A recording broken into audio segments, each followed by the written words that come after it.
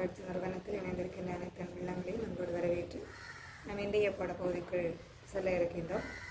இன்றைய பாடப்பகுதி விருத்தத்தினுடைய தொடர்ச்சியை நாம் பார்க்க இருக்கின்றோம். ஐயா வைகுண்டருக்கு சொல்லுகின்ற அந்த உபதேசங்கள் எப்போது தனக்கு அந்த சிறப்பை தருவீர்கள், தர்மம் ஒரு குடைக்குள் ஆளுகின்ற அந்த வைகுண்ட மாமணி பட்டத்தை தருவீர்கள் என்று கேட்கின்ற போது நாராயணமூர்த்தி அவருக்கு அந்த தருணத்தை சொல்லுகின்றார். மேலும் என்ன என்ன சிறப்புகளோடு வாழ்வாய் என்ற உபதேசங்களையும் சொல்லுகின்ற விதமாக இன்றைய விருத்தம் அமைகின்றது. விருத்தம் வண்ண பதியின் அலங்காரோ வகைகள் இன்னதென்று சொல்லி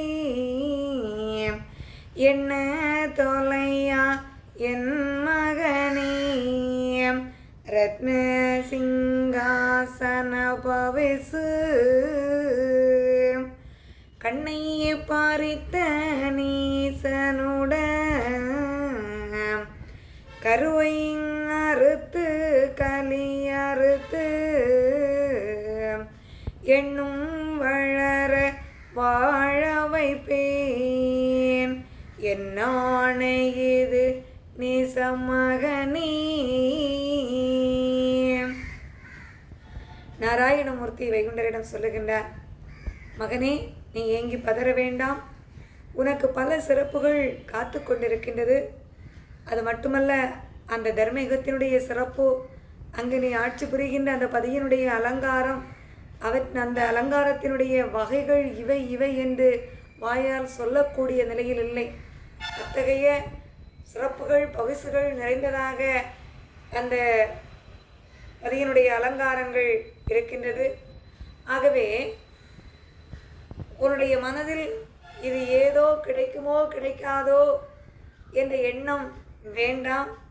உன்னுடைய அந்த ரத்தின சிம்மாசன பவிசு என்பது அங்கே சிறப்பாக உனக்காக காத்து கொண்டிருக்கின்றது. மகனே, நீ இந்த தவத்தை நிறைவேற்றிவிட்டு வந்தாயானால் அதன் பிற்பாடு நீ செய்கின்ற ஒவ்வொரு செயலும் சிறப்பானதாக அமையும்.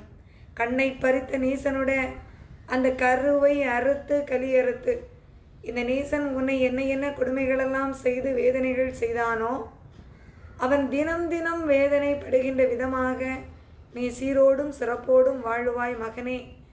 என்றும் வளர வாழ வைப்பேன், என் ஆணை இது தப்பாது மகனே என்று சொல்லி வைகுண்டரை அமைதிப்படுத்துகின்றார்.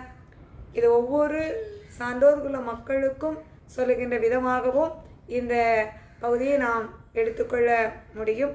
ஐயா.